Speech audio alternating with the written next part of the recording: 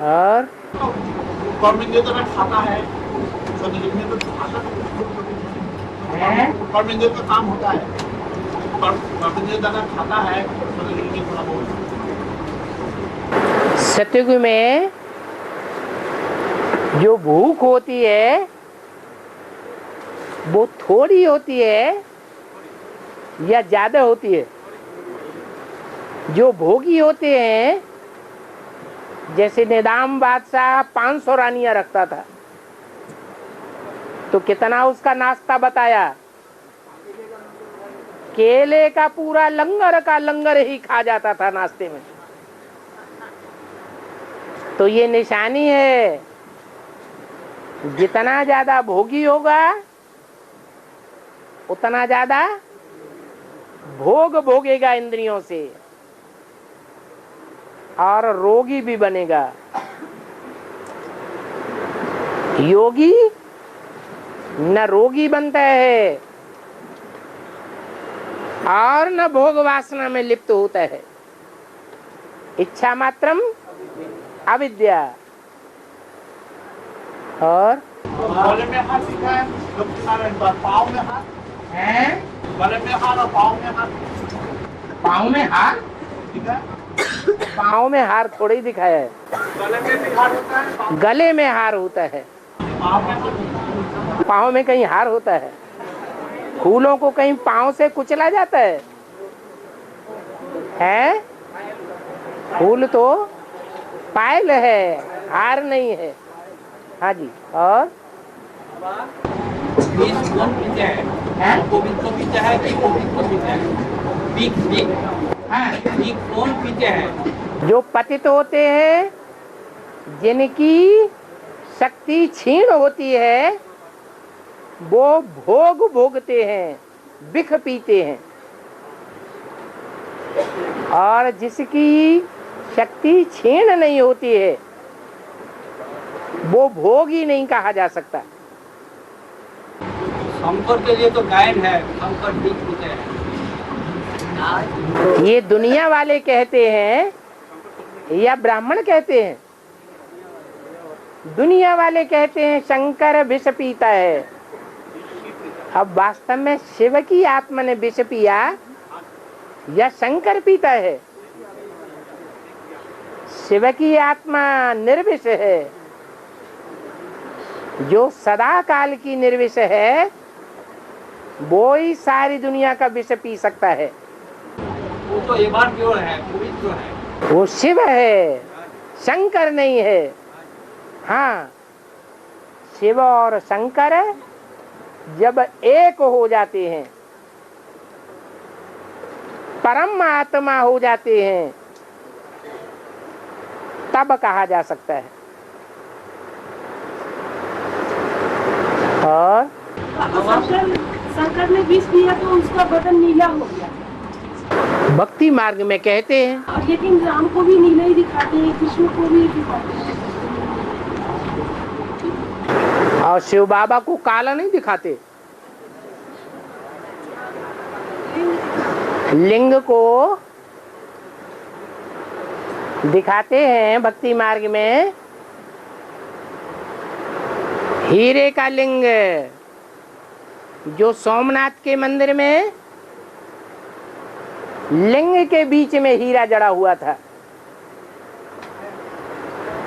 तो हीरे का लिंग भी दिखाते हैं, स्वर्ण लिंग भी दिखाते हैं, रजत अर्थात चांदी का लिंग भी दिखाते हैं, ताम्र लिंग भी बनाते हैं और पत्थर या लोहे का लिंग भी बनाते हैं। ये शिव की यादगार है या शंकर की यादगार है? अच्छा,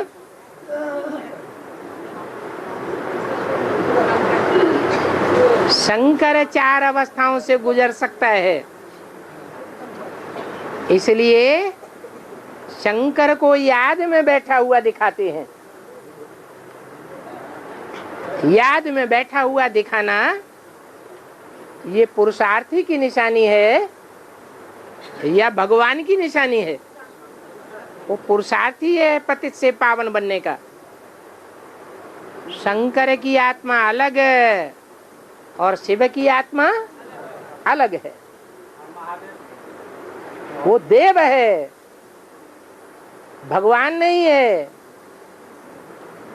शिव तो भगवान है और शंकर देवों के बीच में महादेव है। क्यों महादेव है? कि और देवताओं ने और इंद्रियों को कंट्रोल कर लिया,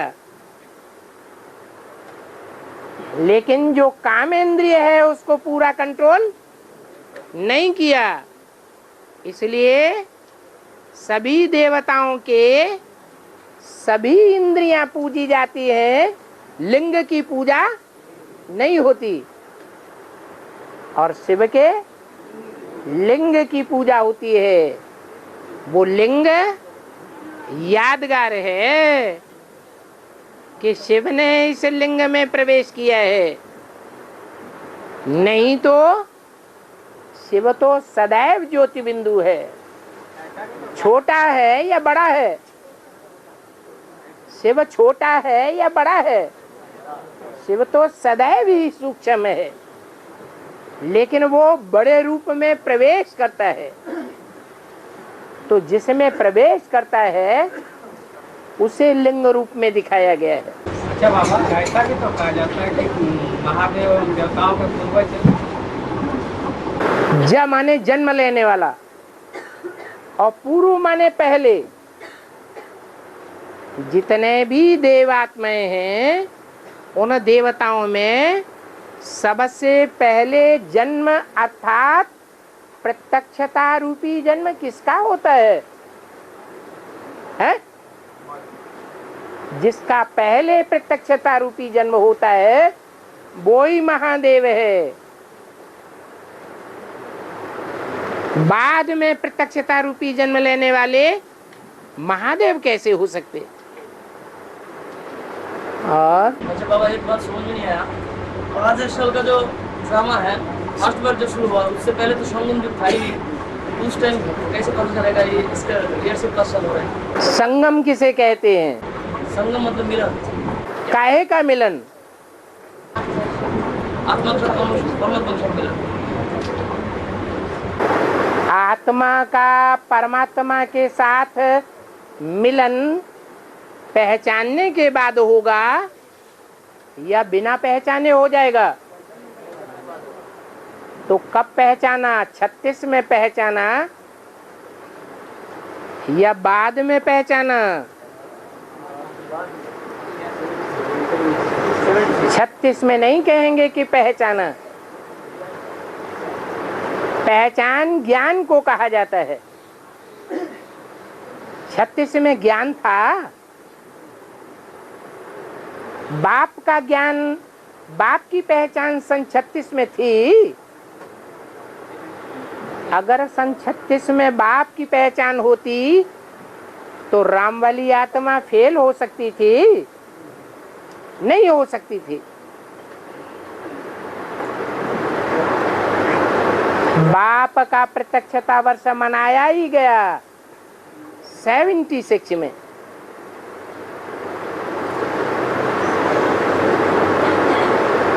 जब से भारतवर्ष में महाशिवरात्रि की छुट्टी होना शुरू हुआ,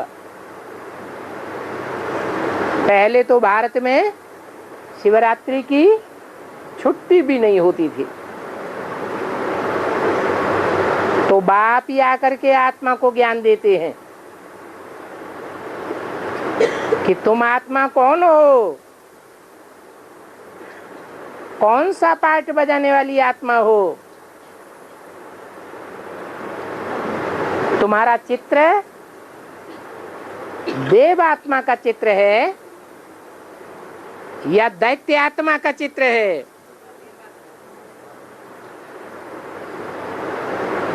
क्या पढ़ाई पढ़ने वाले सब ब्राह्मण देवात्मा हैं? होते हैं? या रावण जैसे दैत्य भी होते हैं? होते हैं या नहीं होते हैं? होते हैं। इसलिए अव्यक्तवाणी में बोला है, अभी सभी के चेहरे तैयार हो रहे हैं। कोई देव आत्मा के रूप में प्रत्यक्ष होंगे और कोई दैत्य के रूप में प्रत्यक्ष होंगे। रावण, कुंभकर्ण, मेघनाथ भी ब्राह्मण थे या कोई और थे? ब्राह्मण थे। तो आसुरी ब्राह्मण भी यहाँ हैं और देवताएं भी यहाँ बैठे हुए हैं। इसलिए मुरली में बोला, बड़े से बड़े पाप आत्मा देखना हो तो यहाँ देखो, बड़े से बड़े पुण्य आत्मा देखना हो तो यहाँ देखो। और थर्ड बार जो 5,000 साल का ड्रामा हुआ उसके बाद ही तो संगम युग आया, उससे पहले तो नहीं है। ऐसे 100 साल के अंदर 5,000 साल का ड्रामा छुपा हुआ है। अभी बोला, पूछा संगम युग माने क्या? समझ में नहीं आया। ये तो फास्ट चेक करनी है। और जब से सृष्टि बना है तब से तो ये ड्रामा चल रहा है। माने सृष्टि बनती भी है, जब से बना हुआ है तो आत्मा भी बनती होगी। अरे जब आत्मा बनी हुई है तो सृष्टि भी बनी बनाई है, बनाई नहीं जाती। न आत्मा बनाई जाती न ये सृष्टि बनाई जाती, ये अनादि है। आत्मा भी अनादि है। आत्मा का भी अंत नहीं होता, परमपिता परमात्मा का भी अंत नहीं होता और सृष्टि का भी अंत नहीं होता। सृष्टि के जो 5 तत्व हैं उनका भी कभी अंत नहीं होता, ये अनादि हैं। और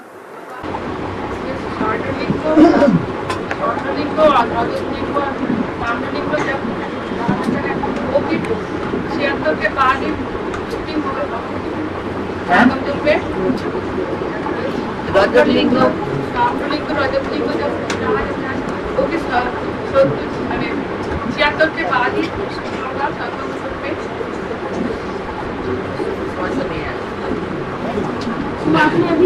स्वर्णलिंग सतयुग में, रजतलिंग त्रेता में और द्वापर में ताम्रलिंग और कलयुग में पत्थर या लोहे का लिंग। ये लिंग किसके लिए बोला? जो पहला ब्राह्मण सो पहला देवता, जो पहला देवता सो पहला क्षत्रिय, जो पहला क्षत्रिय वो पहला वैश्य, जो पहला वैश्य वो कलयुग में पहला शूद्र बन जाता है, क्षुद्र है। जैसे मेटल, सोना भी मेटल है और लोहा भी मेटल है, लेकिन क्षुद्र कौन सा है? लोहा क्षुद्र है और सोना श्रेष्ठ है, सच्चा है।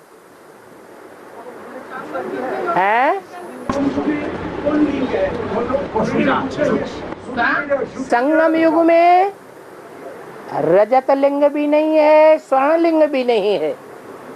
संगम युग में जब पुरुषार्थ लिंग का पूरा होता है तो हीरा बन जाता है, हीरो पार्टधारी बन जाता है। वो जैसा पार्ट बजाता है वैसा पार्ट और कोई भी नहीं बजा सकता है। सोमनाथ मंदिर में हीरा था, लिंग तो लाल पत्थर का था लेकिन बीच में हीरा जड़ा हुआ था, तो यादगार हुई ना है। द्वापर युग में जो पूजा शुरू होती है वो जड़ की होती है या चैतन्य की होती है? और यहाँ तो लिंग भी चैतन्य है और उसमें हीरा भी चैतन्य है। शूटिंग पीरियड में कब से होगा यार, कोई पूछ रहा है शूटिंग पीरियड में कब से होगा, क्या अवस्था? पहचान कब से हुई? जब से पहचान हुई तभी से कहेंगे पुरुषोत्तम संगम युग। पहचान ही नहीं है कि पुरुषों में उत्तम कौन है तो कैसे कहेंगे? और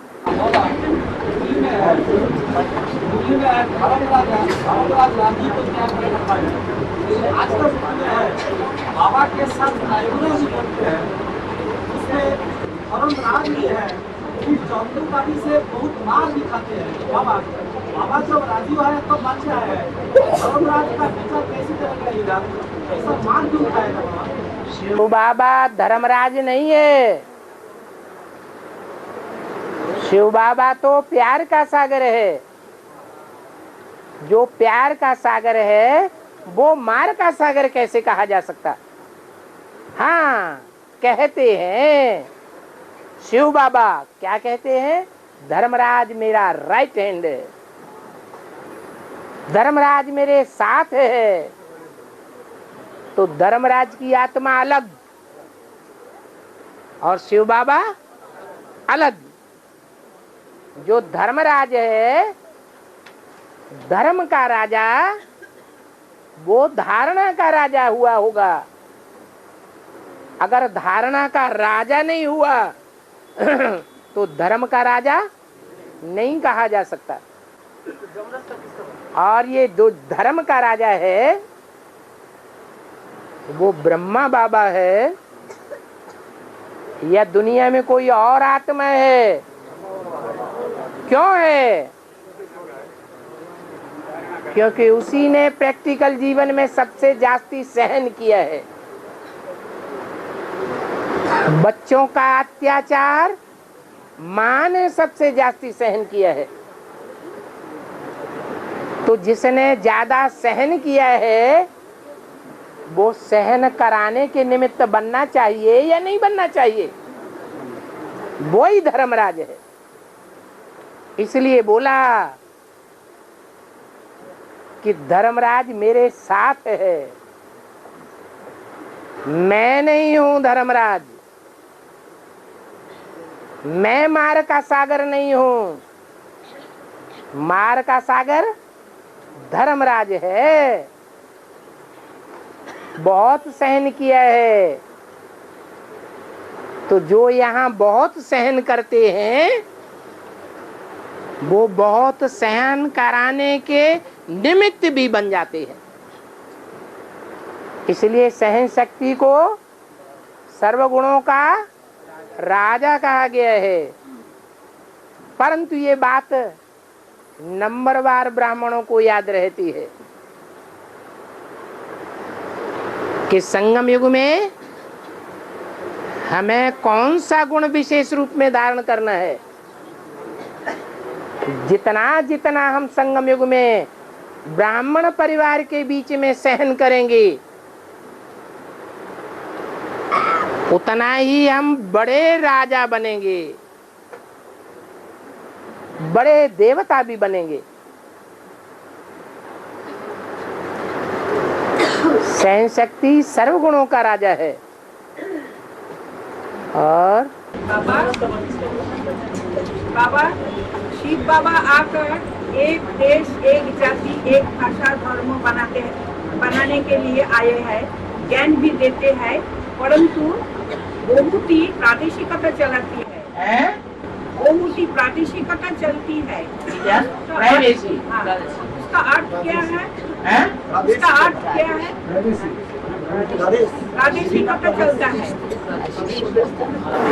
प्रादेशिक या प्रादेशिक? बाबा प्रादेशिक बनाते हैं या वैश्विक बनाते हैं? बाबा तुमको विश्व की आत्मा बनाते हैं या प्रादेशिक आत्मा बनाते हैं? बाबा तो कहते हैं तुम विश्व के मालिक हो, किसी प्रदेश के मालिक बनने वाले नहीं हो। मैं विश्व का मालिक बनाने आया हूँ, किसी प्रदेश का मालिक बनाने नहीं आया हूँ। अभी सारी दुनिया एक झंडे के नीचे आने वाली है।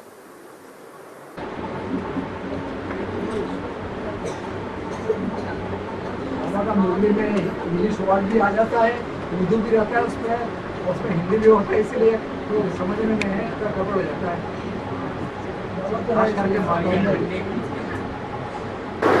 दुनिया में कौन सी भाषा है जो हर देश में चलती है? हिंदी ही हर देश में चलती है, ऐसा नहीं कहेंगे। हाँ, हिंदी ही हर देश में चलेगी, क्योंकि वो भगवान की भाषा है। जैसा राजा होता है वही भाषा चलाता है। हर एक राजा ने आकर के अपनी अपनी भाषा चला दी। तो भगवान भी जिस तन में आता है वो विश्व का बादशाह सारी दुनिया में अपनी भाषा चलाएगा या दूसरी भाषाओं को पनपने देगा? है? हाँ, दूसरी भाषाओं को नहीं पनपने देगा। जो बाप का बच्चा बनेगा, आत्मा बनेगा, वो ही बाप के घर में जा सकेगा। आत्मा नहीं बनेगा, निसंकल्प नहीं बनेगा, तो बाप के निसंकल्प घर में नहीं जा सकेगा। और तो विश्व के मालिक बनने के लिए विश्व राज्योधिकारी बनने के लिए विश्व कल्याणकारी बनना है।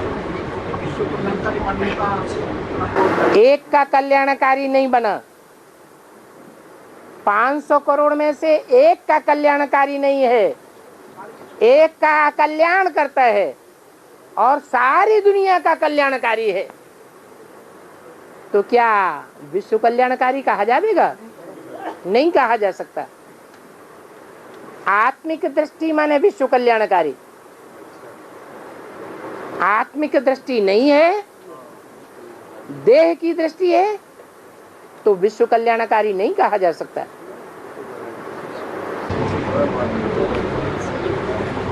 बाबा, मैं तो भक्ति मार्ग में प्रतिदिन ये शिव का महिमा पढ़ता हूँ, तो अभी क्या करेंगे? संस्कृत में शिव का महिमा गाती है। भक्ति मार्ग में माता जी शिव का महिमा करते थे, तो अभी लेकिन अभी क्या करें?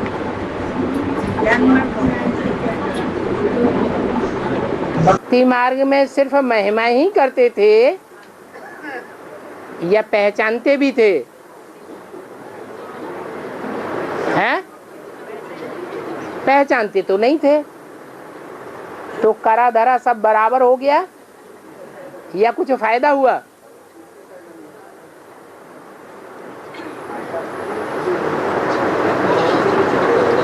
और